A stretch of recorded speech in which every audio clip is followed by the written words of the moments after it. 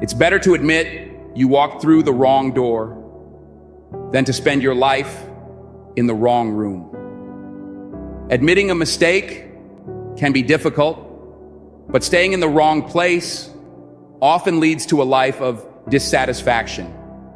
Recognizing you're in the wrong place isn't failure.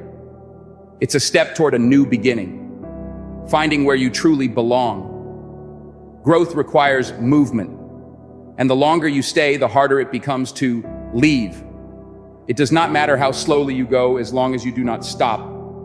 True strength lies in acknowledging when change is needed, even if it means starting over.